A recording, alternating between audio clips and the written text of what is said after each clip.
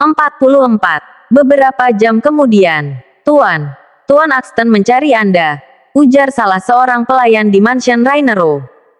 Kau tunggu di sini sebentar ya, Sweetie.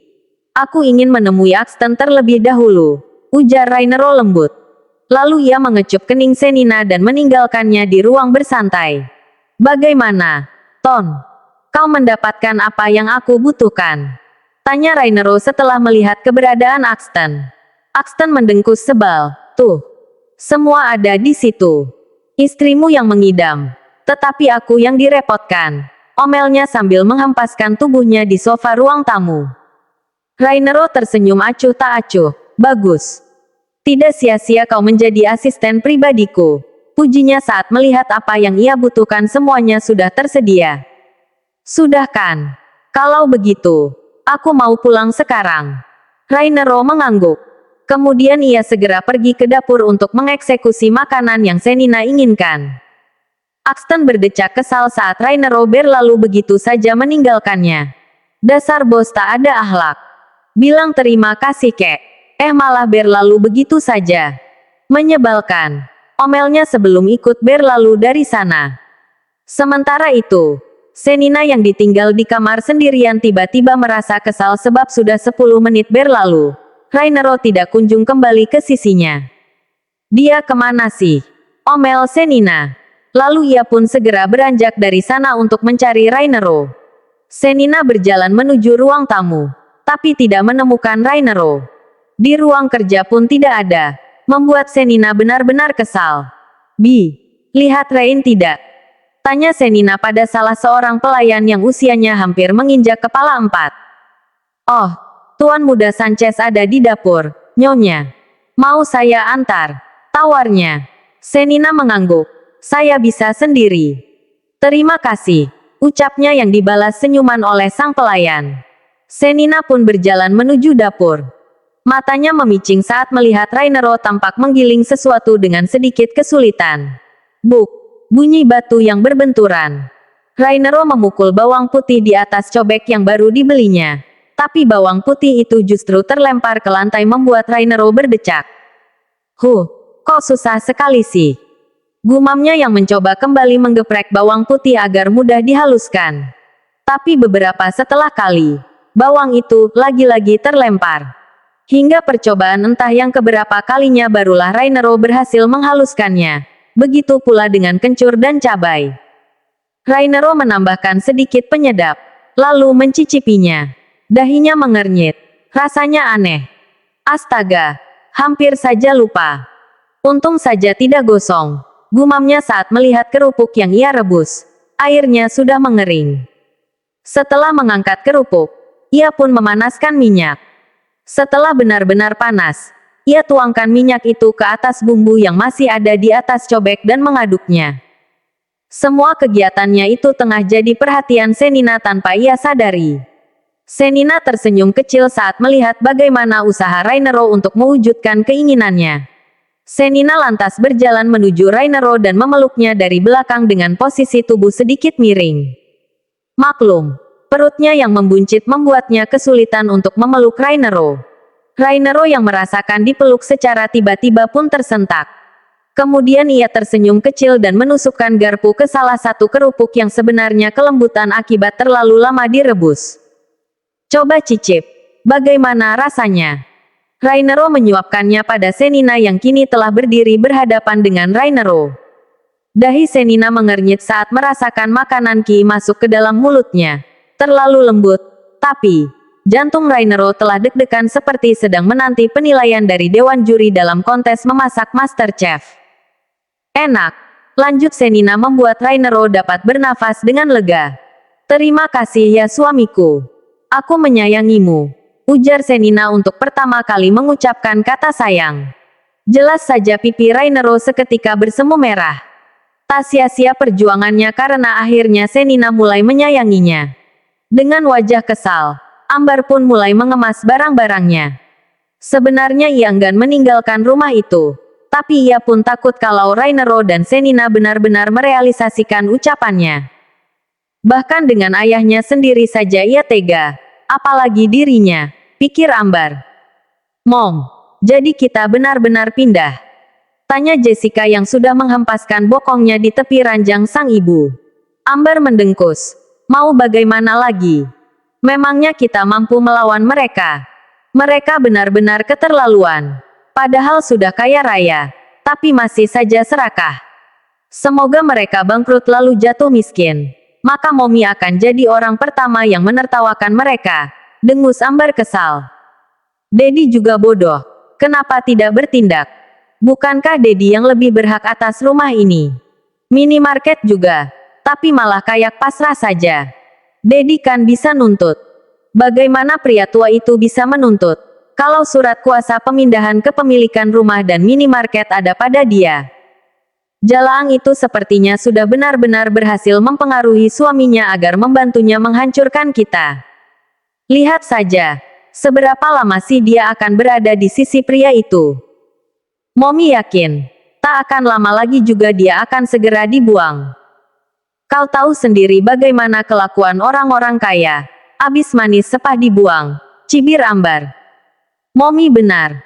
Apalagi sebelahnya menurut orang-orang Tuan Muda Sanchez itu seorang Casanova. Laki-laki seperti itu mana bisa dipercaya.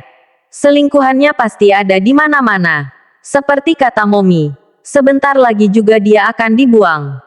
Kalau sampai itu benar-benar terjadi, aku pun akan jadi orang pertama yang menertawakan nasibnya yang sial sejak lahir, ujar Jessica seraya terkekeh.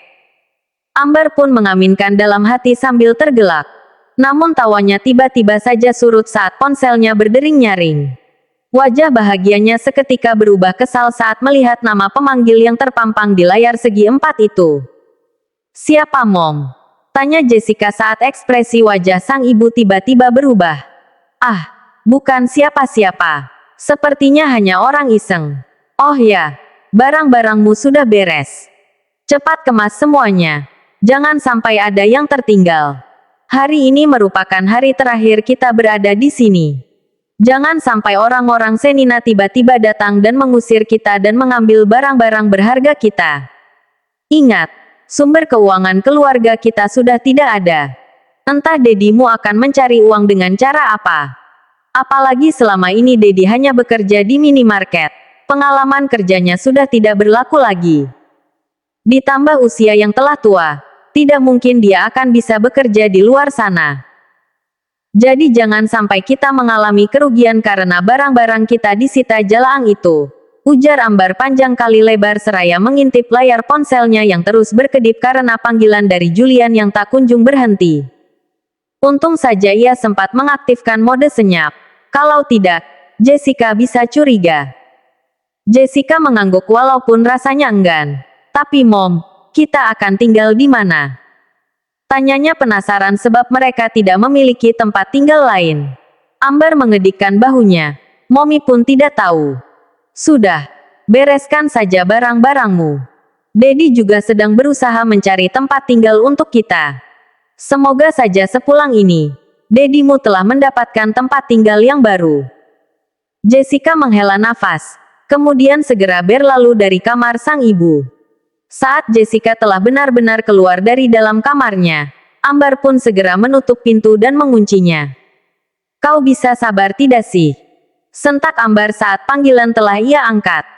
Tidak perlu marah-marah. Aku hanya ingin menagih janjimu. Balas Julian tak kalah sengit. Amber menggertakkan giginya. Kirim saja alamat tempat tinggalmu. Sebentar lagi aku akan ke sana, ucapnya sambil menyeringai. Ia telah memiliki rencana setelah ini. Wow, kau ingin mampir ke tempat tinggalku? Ah, senang sekali aku mendengarnya. Kau pasti sudah sangat merindukan hentakanku, bukan? Baiklah, aku akan segera mengirimkan alamat tempat tinggalku. Kutunggu. Tutup Julian dengan seringai menggoda. Amber menutup panggilan itu dengan kesal. Dia tak henti-hentinya mengumpat karena harus dipertemukan lagi dengan mantan suaminya yang brengsek. Apalagi, sentak Amber saat lagi-lagi mendapatkan panggilan yang ia pikir itu adalah Julian. Amber, kenapa kau tiba-tiba marah denganku? Apa kau sudah gila? Sentak Harold membuat Amber terkesiap. Suamiku. Maaf, aku pikir Kau orang iseng. Soalnya tadi ada orang yang tidak dikenal terus-terusan menghubungiku. Dusta, Ambar gugup. Harold menghela nafas kasar. Aku sudah menemukan rumah untuk tempat tinggal kita sementara. Besok pagi kita akan segera pindah. Jadi bersiaplah. Pungkasnya sebelum menutup panggilan itu. Ambar menghela nafas lega saat Harold tidak mencurigai dirinya. Di lain tempat, tampak Rainero sedang bertemu dengan salah seorang investigator swasta sewaannya. Jadi laki-laki itu mantan suami ibu tiri Senina. Benar, Tuan. Rainero mengangguk. Tapi apa tujuannya muncul kembali? Mereka tidak sengaja bertemu kembali. Kebetulan Julian ini sedang mengalami masalah keuangan. Kegemarannya berjudi membuatnya terlilit hutang yang tidak sedikit dengan beberapa orang. Sepertinya dia ingin memanfaatkan Nyonya Ambar untuk mendapatkan uang agar bisa membayar hutang-hutangnya. Dia mengancam Nyonya Ambar dengan sesuatu yang sayangnya saya belum tahu apa itu. Sepertinya itu merupakan suatu rahasia besar. Kalau tidak, bagaimana bisa Nyonya Ambar menyetujui memberikan Julian ini uang yang jumlahnya tidak sedikit itu? Papar sang investigator menurut analisisnya. Rainero mengangguk. Ia pun sepemikiran dengan sang investigator. Terus awasi laki-laki itu. Siapa tahu kita bisa mendapatkan informasi berharga dari dirinya, ujar Rainero. Sang investigator mengangguk. Lalu ia pun segera berlalu untuk menjalankan tugasnya. Siang harinya, Ambar pun mencoba menemui Julian di tempat tinggalnya. Melihat kedatangan Ambar, Julian tersenyum lebar. Ia pun segera mempersilahkan Ambar masuk ke dalam apartemen kecil miliknya. Apartemen itu tampak begitu berantakan, membuat Ambar menggelengkan kepalanya. Melihat wajah mantan istrinya yang masih cantik seperti yang dulu, membuat libido Julian seketika naik. Ia pun segera menerjang Ambar dengan sebuah ciuman yang panjang dan liar. Ia pikir Ambar akan menolak, tapi nyatanya Ambar pun membalas cumbuannya tak kalah liar. Julian menyeret Ambar masuk ke dalam kamarnya. Tanpa Ambar ketahui, Julian mengaktifkan sebuah mini kamera yang menyoroti langsung pada kegiatan panas mereka. Julian bermaksud merekam aktivitas panas mereka untuk dijual. Julian tersenyum dalam hati. Selain ia akan mendapatkan uang dari Ambar, ia juga mendapatkan kehangatan dan uang tambahan dari hasil menjual video panas mereka. Apalagi ia tahu bagaimana gaya bercinta Ambar yang memang terkesan liar dan berani. Tentu hal ini sangat menguntungkan baginya. Dan benar saja seperti dugaannya, Ambar tidak berubah. Ia masih sama liarnya seperti Ambar di masa muda. Aktivitas pun selesai. Keduanya terkapar tanpa sehelai benang pun. Julian tersenyum senang. Ternyata kau masih sama. Permainanmu benar-benar menakjubkan, pujinya. Tapi Ambar diam membisu. Julian beranjak ke kamar mandi. Saat Julian menghilang dari balik pintu, Ambar pun segera mengambil sesuatu dari dalam tasnya dan memasukkannya ke dalam minuman Julian. Ambar tersenyum lebar setelahnya. Kau pikir aku akan memberikan apa yang kau mau? Heh, itu takkan mungkin terjadi. Kau pikir kau bisa memanfaatkanku? Sebelum itu terjadi, maka kau akan lebih dahulu membusuk di neraka, desisnya menyeringai. Saat pintu kamar mandi terbuka, Ambar kembali membaringkan tubuh polosnya. Julian yang merasa haus, segera mengambil air minum di atas nakas dan menenggaknya hingga tandas. Ambar tersenyum lebar. Sepertinya semuanya akan berjalan sesuai rencana.